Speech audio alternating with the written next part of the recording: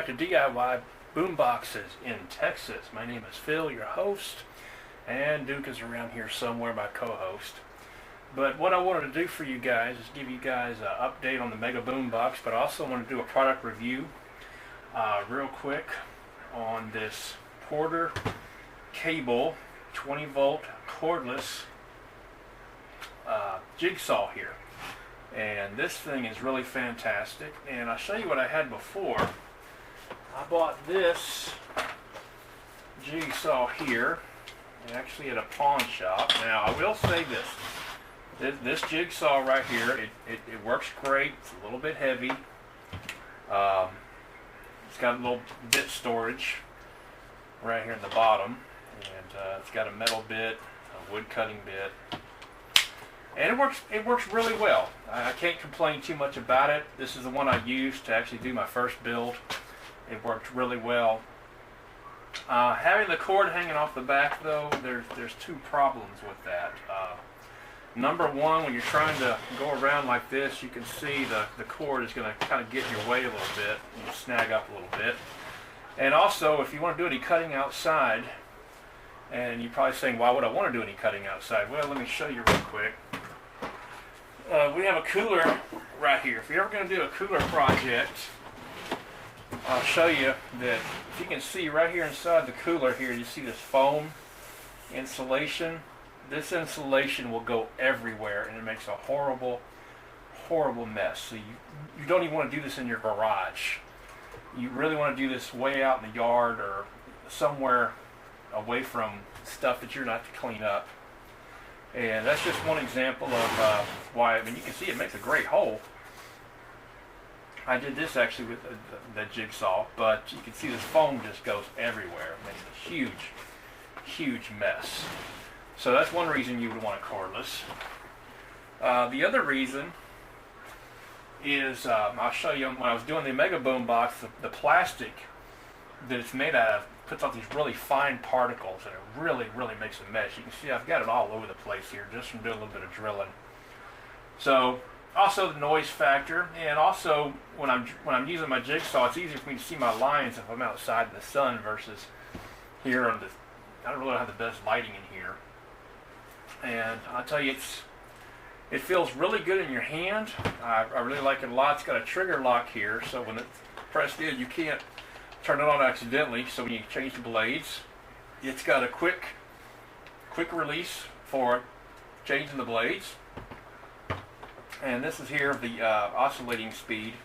Kind of goes back and forth to help clean out the project you're doing. It's got a little hole right here where it blows air. I don't know if you can see it right there. And it actually blows the dust away from your project, so you can actually see your line as you're cutting. Feels really good in the hand. Runs on a 20 volt lithium battery, Porter Cable battery. Now I got lucky, and I'll tell you guys why. I bought this drill and I only paid $57 for it. And I didn't realize that it didn't come with a battery. It's called a bare jigsaw. And Porter Cable sells some tools that are what's called bare. They're less expensive, but they don't have a battery and they don't have the battery charger. Well, what I realized is a while back, probably back in September, I bought this Porter Cable half-inch drill, which works absolutely fantastic. It's got the light on it. It's got a 22 position clutch. Feels absolutely fantastic in your hand. And this is what I use to drill all my holes in my projects. For driving screws, I use my old Black & Decker right here. It still works good. It's got a very low RPM, so it's perfect for driving screws, and that's what I use it for, since I don't have the impact driver yet. This works perfectly fine for just driving screws, but this thing is perfect for drilling holes. Well, the drill came with two batteries and a charger, and it worked out perfectly because that's the battery that I'm using here on my jigsaw. And let me tell you, this thing just it maneuvered so perfectly when I was cutting the holes. It cut it like butter, and I was just super impressed in how well this thing performs. So if you guys, I mean, I'm a Porter Cable fan. I think they just look great. They perform great. They've been around for probably close to 100 years. And they're a great brand, and they are a division now of DeWalt. DeWalt actually makes Porter Cable now. And I just really like them a lot. And if you're on a budget like I am, and you really don't need DeWalt unless you're really doing some heavy work. Porter Cable is great for the home hobbyist projects around the house. And I'm sold on this jigsaw. I really like it a lot. Works really great. Feels good in the hand. And again, my battery fits it perfectly. I've already got the charger. So for $57, I mean, wow, you can't beat it. So speaking of holes and drilling, let me set this down for a minute here. I'll give you guys a quick update. Let me pause for a minute. I'm going to pull back the camera a little bit so you can see it better, and I'll give you an update on the Mega Boom. Okay, everybody, I'm back, and as you can see, here's the toolbox we're making the Mega Boom box out of.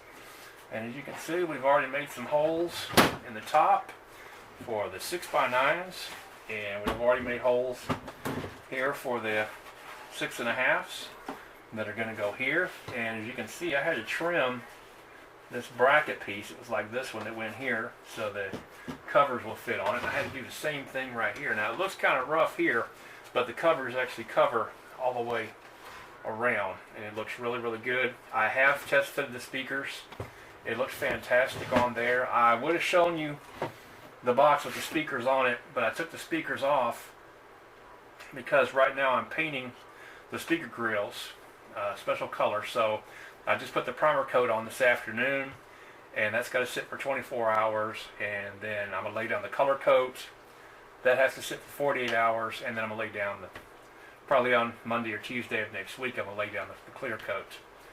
And it's going to look really good. Now, I planned on drilling the hole for the radio today, but what happened was, and this is something you guys might want to keep an eye on, is when I ordered the double-din radio for this project, it did not have the trim ring, and it did not have the metal cage that you use to the bracket to hold the radio in place. And I assume the reason they did that is because most people put a double-din radio in a car that already had a double-din radio in it, so you're using the slot and the cage that radio came in and the trim ring for that radio.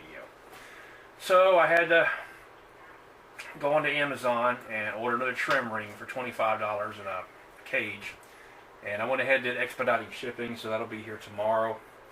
And hopefully next time you see this, it'll be more together. We'll have the radio installed. We're going to have a cigarette lighter plug, USB port, and a voltage meter. And we're going to have some other stuff going in the back. But everything fits. The speakers fit great for right now. And that's an update. And I was able to start this project because what I was waiting on is the batteries. And here's the two lead acid batteries. They're going to be in this project here. And these are made for snowmobiles, I believe, but they're going to work just fine. These are going to be 9 amp hour batteries. And the batteries for this project are mainly just going to be backup anyway. I'm going to be running the radio on house power 90% of the time.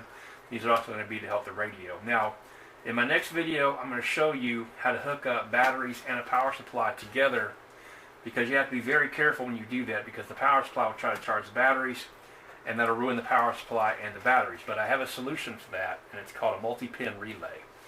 So be on the lookout for my next video. That should be up in the next 48 hours. So thanks guys for joining me. And as always, please subscribe to my channel. And right here at the bottom of the screen, you're going to see my Facebook page. It's called I Love All Things Radio. Actually, it's my Facebook group. I'm working on another Facebook page to feature my builds. But on I Love All Things Radio, it's a lot of us who are guys that are builders. Some of us are just people that love radio. Some people are thinking about doing a project of their own, so they come there to ask questions, and it's a great place to talk to other people who love all this stuff like we do. I'm there a lot. I'm there every day. And if you have any questions for me, I'd be happy to help you answer those questions. Or if you want me to shoot a video about something you'd like to learn more about, I can do that. You can talk to me about anything on there. It's easier for me to talk to people there on Facebook than just trying to answer questions through the YouTube app that we have with the just the comments. So I'd love to talk to you guys there. Please join my group. Again, that's I Love All Things Radio. And thank you so much for watching, and we'll see you next time.